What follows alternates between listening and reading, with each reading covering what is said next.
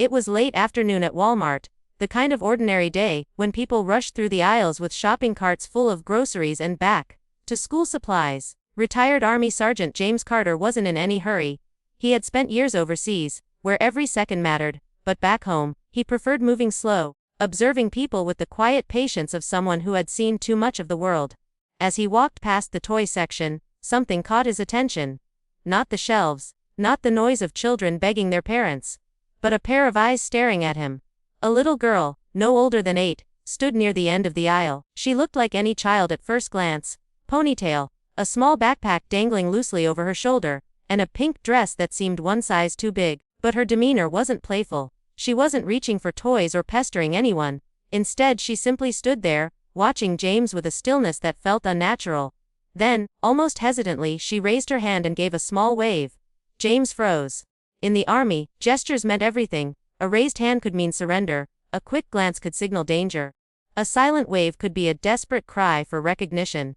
Something about the way she waved didn't feel like the innocent greeting of a child spotting a friendly stranger. It felt deliberate, calculated, as if she needed him to notice her, not just out of politeness, but out of urgency. Her smile didn't match her eyes. That's what unsettled James the most. Children's smiles were usually pure, unfiltered, bubbling with mischief or joy.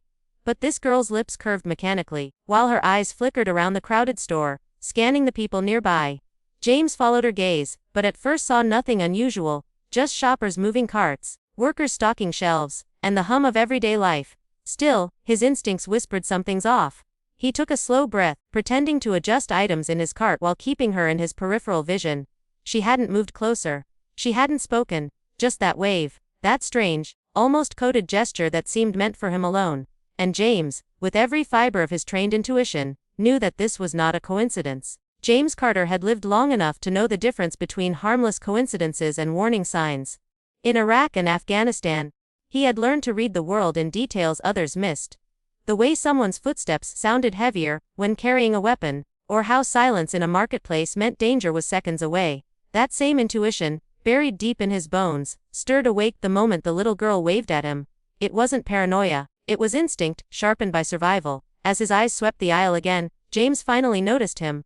A man standing just a few steps behind the girl. At first glance, the stranger seemed ordinary, even forgettable. He was dressed casually, holding a shopping basket with only 2 items inside, but James's instinct screamed louder with each passing second. The man wasn't shopping, he wasn't browsing, he was watching, always watching, and the girl's rigid posture told James that she knew it too. The way the man moved was subtle, but James caught it instantly. Whenever the girl shifted slightly to one side, he mirrored her with a small adjustment of his stance. When she looked around nervously, he pretended to check the shelves. His eyes never left her, though he tried to make it appear otherwise. James had seen that kind of behavior before. Predators who thought they could blend into the background, until it was too late. What unsettled James even more was the girl's silence. Children usually clung to parents, tugged on sleeves, or asked for things in loud, impatient voices. But this girl stood frozen, saying nothing, as if afraid that speaking would draw attention she didn't want. Her body language screamed discomfort, shoulders hunched, knees locked, fists curled just enough to betray tension. To James, it looked exactly like the stance of someone trying to appear calm while standing under threat. The veteran's pulse quickened. This wasn't just a case of a shy child with her father. Something was wrong, terribly wrong. James had no weapon, no backup, no uniform anymore. But what he did have was his training, his instinct, and the absolute certainty that if he ignored the signals right in front of him, he'd regret it for the rest of his life. James adjusted his stance, pretending to study a row of cereal boxes while keeping the girl in sight. For a brief moment, their eyes locked again. This time, there was no forced smile, no wavering hesitation. Instead, her lips parted ever so slightly, and James caught the faintest movement. She wasn't speaking aloud, she was mouthing words. His military training kicked in immediately. He focused on her mouth, blocking out the noise of carts rattling and customers chatting. 2 words formed clearly: "Help me." The phrase hit him like a surge of electricity. He had seen desperate civilians mouth those same words in war zones when armed men loomed behind them. It wasn't the voice of a child playing games. It was the voice of someone in real danger. The girl's eyes glistened with fear as if begging him to understand. She held his gaze for a second longer before quickly looking away, terrified that the man shadowing her might notice. James's chest tightened. He glanced toward the stranger again, careful not to reveal that he'd seen the signal. The man was pretending to scroll through his phone now, but his body language betrayed him. Leaning slightly forward, shoulders tense, like a predator ready to pounce if his cover was blown. James had no doubt the man saw the girl's wave earlier, and now, James feared, the trafficker might have realized she was trying to reach out. For a moment, James debated his options. If he acted too quickly, the man could slip away, dragging the girl with him. If he hesitated, she might vanish forever. The worst part was the silence. The kind of silence that stretched between two people when everything unsaid was louder than words. The girl didn't cry, she didn't scream. She simply stood there, trembling, her lips sealed tight now as though afraid to try again. The urgency of her silent plea echoed in James's head. "Help me." James knew he couldn't ignore it. Every instinct told him that the smallest misstep could decide the outcome of what was unfolding.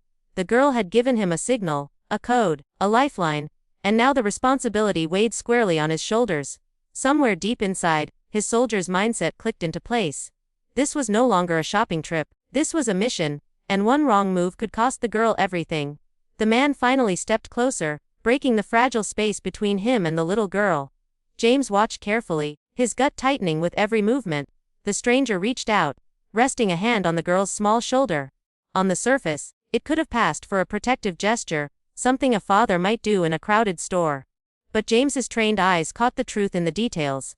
The grip was firm, too firm. The girl's body stiffened under his touch, and though she forced a smile when the man looked down at her, her eyes betrayed pure fear. The stranger seemed aware that someone was watching.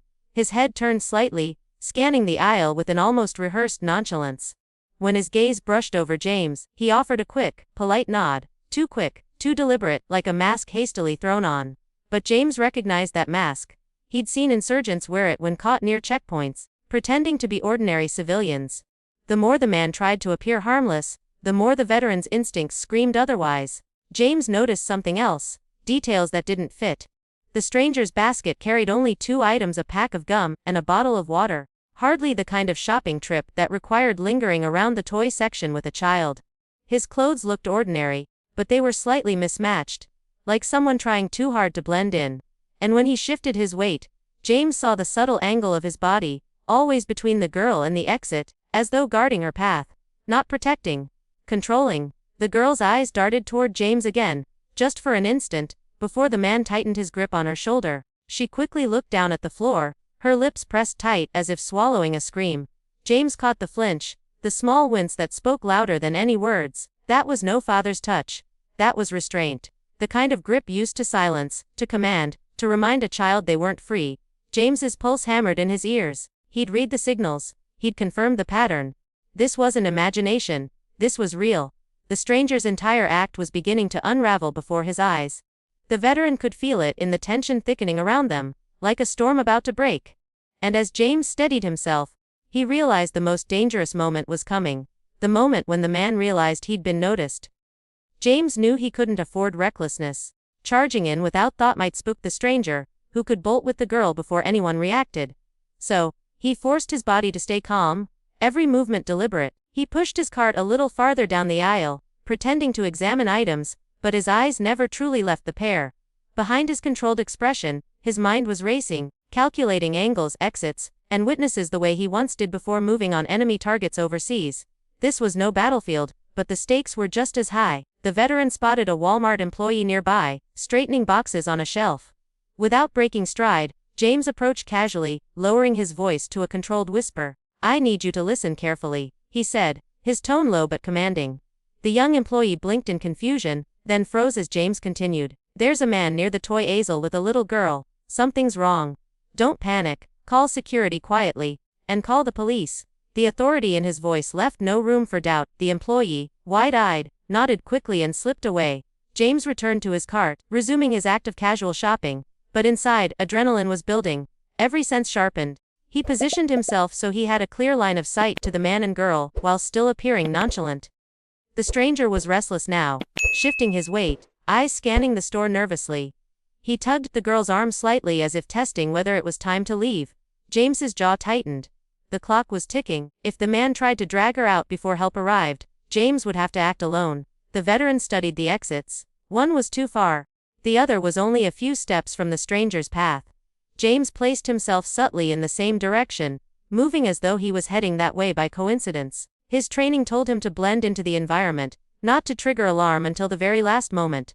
At the same time, his fists curled just slightly, ready if force became unavoidable. He knew one thing for certain. He would not let the girl disappear through those sliding doors. The girl glanced at James again, just for a second. It was quick, almost imperceptible, but in her eyes he saw a flicker of hope, as though she somehow knew he was positioning himself for her. That tiny, silent exchange locked his resolve into place. James Carter wasn't a soldier anymore, not officially. But in that moment in that Walmart aisle, his mission was clear. He would intervene, and nothing, not the stranger's denial, not the risk of escalation, was going to stop him. The stranger began moving toward the exit, his pace faster now, the little girl's arm gripped tightly in his hand. James's pulse spiked. He abandoned the act of casual shopping, and angled his cart deliberately across the aisle, creating a subtle barrier between the man and the sliding doors. The air seemed to thicken around them. Shoppers bustled by, unaware of the storm brewing in plain sight, but James's world had narrowed to just three figures: himself, the stranger, and the terrified child caught between them. "Let her go," James said, his voice calm but edged with steel. It wasn't loud, but it carried the weight of command, the kind of tone drilled into him from years of issuing orders under fire. The stranger froze mid-step, his knuckles whitening as his grip on the girl tightened. For the first time, he turned fully toward James, eyes narrowing with a sharp, calculating glare. The mask of casual innocence slipped, replaced by something colder, something dangerous. The man forced a laugh, though it was strained. "She's my daughter," he said, tugging the girl closer. But James saw the girl's shoulders shake, saw the silent plea in her wide, tear-brimmed eyes. "She doesn't look like she believes you," James replied evenly, his stance firm, unyielding. Around them, a couple of shoppers glanced curiously but kept moving, mistaking the standoff for an argument between father and child. Only James knew the truth, and that knowledge pressed on him like a weight he couldn't ignore. The stranger's composure cracked further, his eyes darted toward the exit, then back to James. He tugged at the girl again, harder this time, as if testing whether he could make a run for it. James shifted his body subtly, stepping forward just enough to block the path completely. His hand hovered near his side, ready, steady, controlled. Years of combat had taught him how to project authority without lifting a weapon, and right now, his presence was the weapon. For a heartbeat, no one moved. The man's breathing quickened, the girl whimpered softly, and James stood like an immovable wall. He could feel the tension coil tighter, the inevitable snap about to come. One wrong step, one rash movement, and chaos would explode in the middle of the store. James braced himself, knowing the confrontation was no longer a question of if, but when. The flashing red and blue of police lights bathed the Walmart entrance as officers swarmed inside. Within moments, the stranger was wrestled into custody, his protests loud but hollow, his eyes darting like a cornered animal. The girl clung tightly to a nearby store employee, trembling but safe, her small frame shaking as though the danger still hovered just inches behind her. James stood a few feet away, steady and silent, his body still locked in soldier's readiness, unwilling to relax until the situation was fully in control. An officer approached James, notepad in hand, but the gratitude in his eyes spoke louder than any words. "You did the right thing, sir," he said, glancing toward the suspect. "This man, he's been on our radar for a long time." That statement alone sent a chill down James's spine. This wasn't some misunderstanding, not a bitter custody dispute or an overreaction. This was something darker, far more calculated. The girl, still clutching her backpack, whispered something to the officer standing beside her. He crouched down, listening carefully, then his expression hardened. He turned toward his partner and muttered something James couldn't hear. But the words seemed heavy, urgent.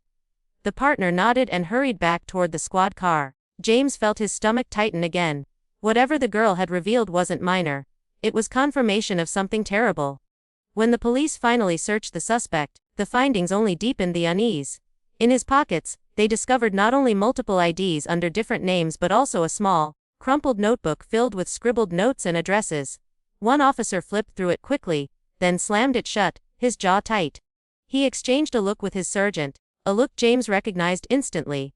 The kind soldiers gave when uncovering evidence that proved the nightmare was much larger than anyone had guessed. James glanced back at the girl. Her wide eyes, her trembling lips, the way she had silently mouthed "help me," all of it burned into his mind. She hadn't just been a child in the wrong place with the wrong person. She had been a target, a name in that notebook, one of many, And now, standing in the middle of Walmart under the cold fluorescent lights, James realized the chilling truth. He hadn't just stumbled into a bad situation. He had intercepted a predator, in the middle of something far bigger than anyone around them could see. As the suspect was taken away in handcuffs, the little girl finally broke into tears, safe at last, but forever changed. James stood quietly near the exit, watching her reunite with her mother, who had rushed to the scene in frantic relief.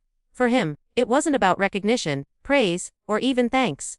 It was about instinct, about stepping in when no one else could see the danger hidden in plain sight. That night, as James drove home, the sound of the girl's silent pleas still echoed in his mind. "Help me." He realized that sometimes, the smallest signals, a wave, a glance, a whispered word, can mean the difference between rescue and tragedy. And though his years in uniform were behind him, his duty had never truly ended. Because heroes don't always wear camouflage. Sometimes, they're just ordinary people in the right place, at the right time, who refuse to look away.